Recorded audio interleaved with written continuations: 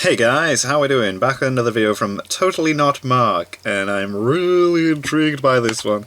This is English dub versus Japanese Dragon Ball Super. I've not watched any of Super dubbed, but I have seen some of the funny moments, which were just like, what? Like, was it Trunks when he talks about Goku Black in the future? That was awkward, and hit with his donuts line. So I'm intrigued to see where Totally Mark goes with this. I think it's only just recently finished as well, so it's anyway, English dub versus Japanese Dragon Ball Super. Now then, it's time for me to make the donuts. There we go. What was that about? The English dub of Dragon Ball Super has finally come to completion. 18 months after the original Japanese that was a while, wasn't it? And people wonder why I didn't wait for the English dub of Dragon Ball. Yeah. Now, before I get into anything here, I want to make one thing clear. I grew up with the English dubbing of the show, and I am a fan of both the original Japanese and Funimation's production for different reasons. I grew up with the English dub of Dragon Ball. And I can understand why someone might prefer one over the other. However, today I want to find out. I found Super quite hard to get into originally. Earlier this week, I sent out a tweet asking my followers this: with the English dub of Dragon Ball Super having come to completion, what are some scenes you thought they did really well? Today I will be taking the best scenes as recommended by you, the audience, and I will be I like how he's not doing it the other way around. That's cool. Who did it better, Funimation or Toei? The English dub or the Japanese? My God.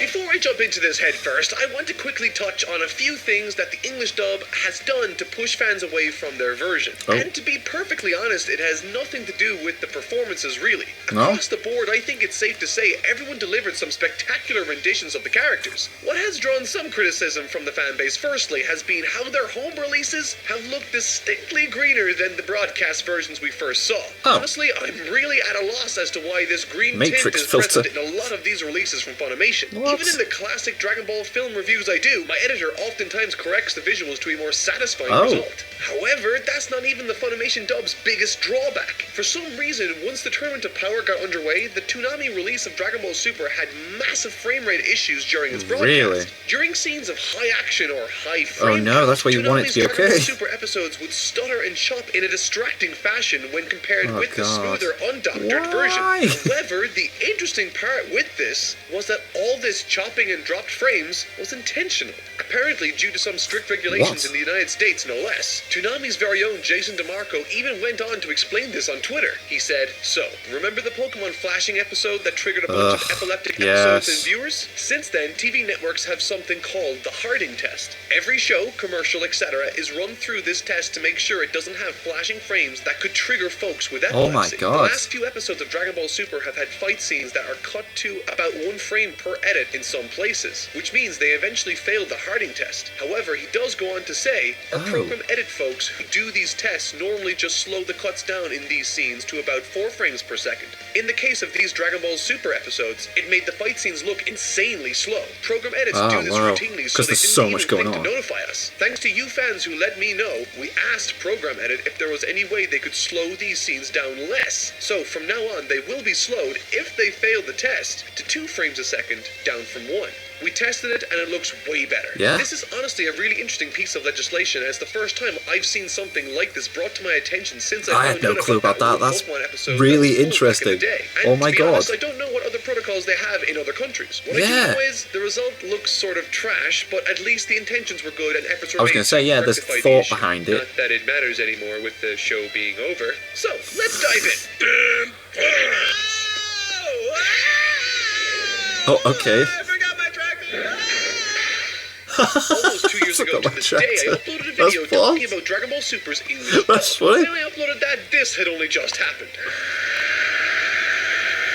So, with it sort of being my 2-year anniversary on this topic, I think this is a great place to start. When I asked you guys on Twitter to recommend scenes for me to check out, this was one of the only ones prior to the Future Trunks arc that was mentioned time and again. And they did it right. I think that's for a good reason. The first 3 arcs are largely bad with some gems here and there, but it really wasn't setting the world on fire. This scene, however, absolutely did, both when it was released in Japan and in the West. Quadruple. No, it's This might be one of the more divisive scenes, as Sean's performance here with his screams are honestly throat-shreddingly effective. Class. Which is fitting, I think, seeing as the Kaioken technique is super stressful on the body. Right, However, yeah, makes sense. I adore the original, and honestly, it's hard to beat. So good. Class. Both of these offer extremely mate. different versions, and I'm excited to see which ones you prefer in the comments section. You monster!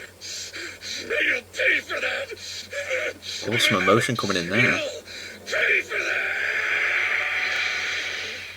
Whoa. This one was by far the most highly recommended English dub That Goku sounded so scene, good. and I can see why. Then again, if you're not a fan of Sean Schimmel's delivery, then this won't do you any favors, and is exactly what fans of the Japanese hate. The Goku Black arc offered a lot in the way of variety for Sean as he delivered lines for Goku, For Goku both. Black, and British Goku, but this scene here is as classic Dragon Ball Rose had a as it different gets. voice. Chi-Chi, everyone on Earth and the future of Namek! I am not about to give up!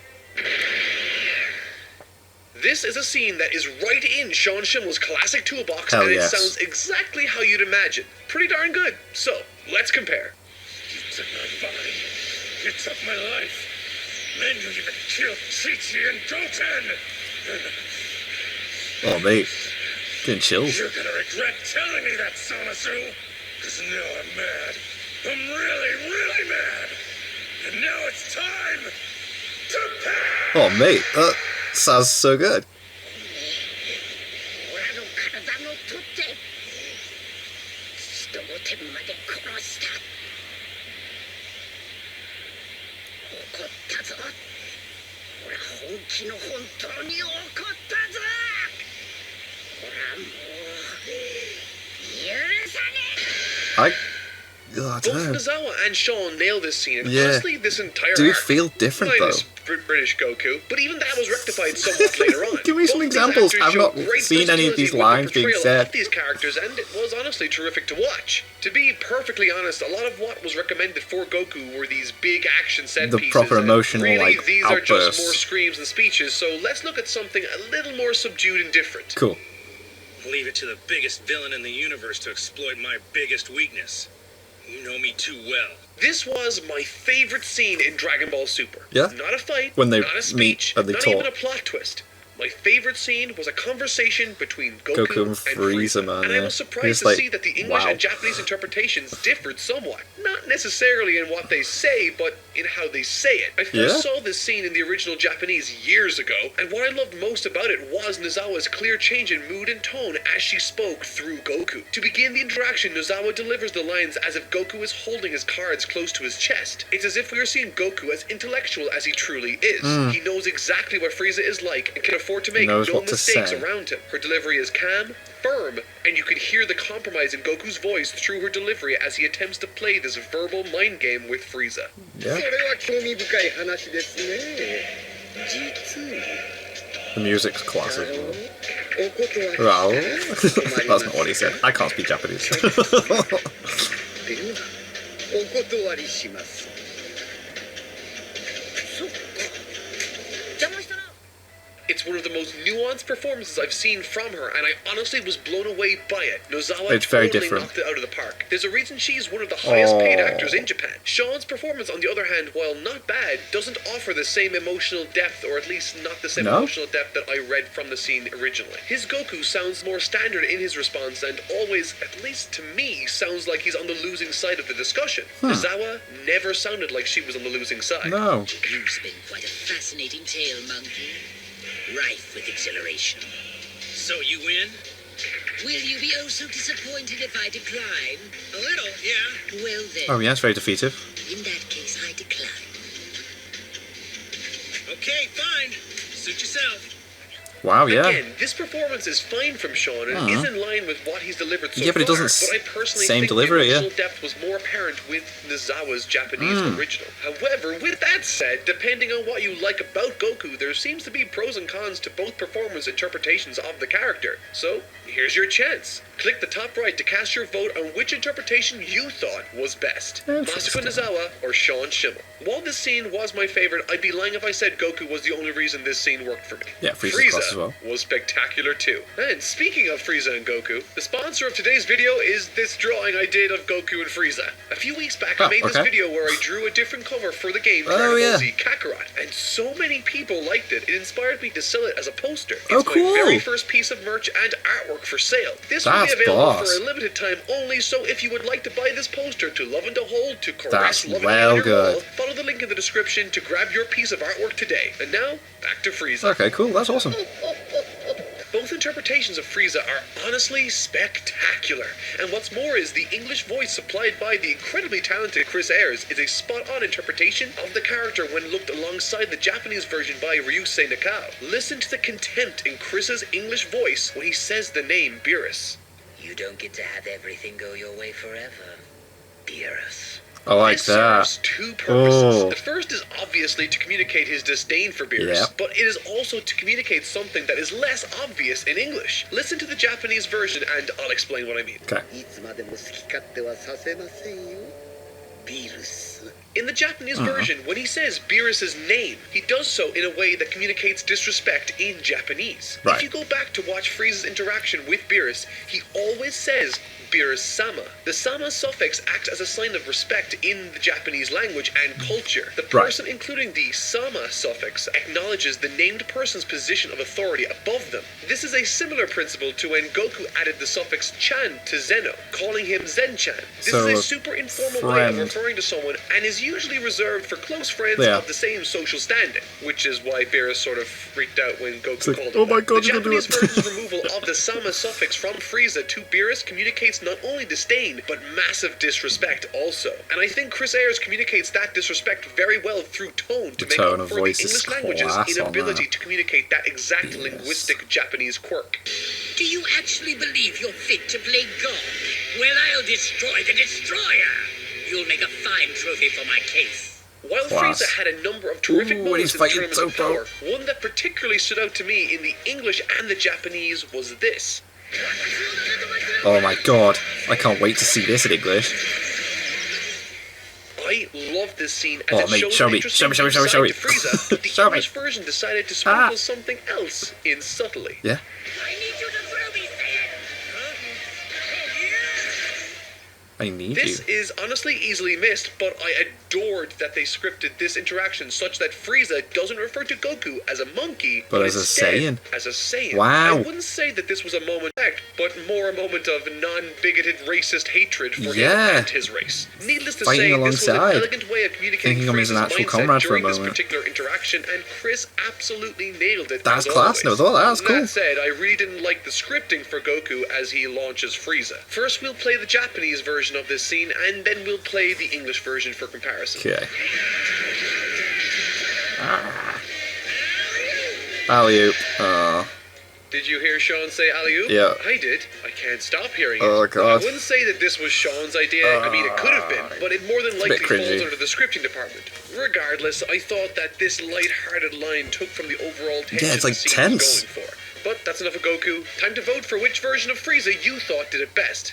Was it Chris Ayres, or was it Ryusei Nakao? Click the top I like the Saiyan line as class. Is that supposed to be insulting? You say I'm arrogant, I say damn right. That's pride. Pride in the Saiyan I am. The mighty prince of the ultimate warrior race. It's hard to make a video discussing Dragon Ball without mentioning Vegeta's name. In Dragon Ball Super, his character can be seen as sharing the position of main character with Goku in some respects. So let's take a look. Christopher Sabat, the voice of Vegeta in the English dub, is a fan of the series, and I honestly really enjoy his Vegeta, specifically in moments where he brought comedy to the equation. Oh, now I get it. You're feeling jealous, aren't you? A charming and dignified alien going to lunch all alone with your beautiful bride? No, I don't give a damn about that. You can at least pretend. Yeah, sure, fine, babe. Is Beerus here? That was well good. Fans love Vegeta for his epic speeches and screams, so yeah, sure, fine, babe. Is Beerus here?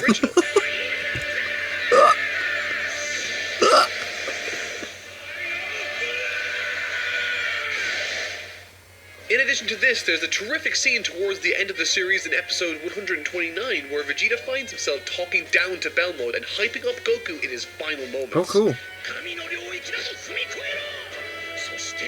Come on. What's the English like in this? Trespass into the domain of the gods and use that might to conquer Jiren. Do it, Kakarot! Love it. One time, Vegeta finds himself trash-talking a clown, and he doesn't call him a clown. How do these writers get paid? I mean, like, the Terrible. joke is sitting there. Now, God damn. before moving on, I want to highlight my favorite Vegeta moment from the English dub. Growing up, my first impression of the character was through Brian Drummond's Ocean dub performance. You won't escape my wrath! So Yeah. when the opportunity came for there to be a copy Vegeta, Funimation had the ingenious idea to have that character voiced by No way, that's class. Brian Drummond. I was beyond happy to see That's that voice in amazing. modern Dragon Ball again, and it was a really cool inclusion for longtime fans. With that said, which Vegeta do you think was I better, love that. the Japanese or the English Wow. interpretation? Vote now. This has been a long video with a lot of different comparisons, so I think now is the perfect time to ask you guys for one last final vote. Yeah. Which dub did you prefer? The English? I can't or really the say because I didn't Japanese? watch all the English, Click so here. I've only seen Overall, what I you've think just the shown age me of the now English dub and being the other heralded as a funny subpar bits. production I has can't passed. believe you There's didn't clearly a mention lot the of future love and Trunks attention bit. for the franchise being put into this dubbing production. There aren't any massive line flubs that change the scenes like they did back in the day, and the moments of comedy land really well for English audiences with Western sensibilities. With that said, the English version of Ultimate Battle really misses the mark, I think. In this video, I only touched on 3 characters, and who knows, I might look at more in the future, Cool, but for now, cool. this is how I feel about the English dub of Dragon Ball Super. There's some clever scripting, not so clever scripting, passionate deliveries, and high production values. If you haven't taken a look, it's definitely worth a watch. Leave a comment down below letting everyone know what you thought. Subscribe for more videos like this, and don't forget to leave a like or dislike. And I'll see you all in the next video. Thank That you was so much for watching. Cool. Oh man, some of those lines gave me chills because like first time hearing them, like for the English, it's like oh, and I love that they got the original English dub actor for Vegeta to do the voice for the copy one. That's quality. There's some thinking there. Do you think the guy came forward, or do you think they approached him? I absolutely love stuff like that. That's boss. That was a good video. Wasn't expecting it to be that good or that interesting, but that was boss. I'm very picky with my Totally Not Marked videos. There's been a few and I've been leaving them, but that one I was just like, oh, I want to check that out. And I liked being able to see some of the English lines. So yeah, thank you guys very much for watching. What do you guys think of that? What do you guys think of this? Click like, subscribe if you haven't already. Leave comments down below. Let me know what you want to discuss in future videos. And I'll see you guys. Next time.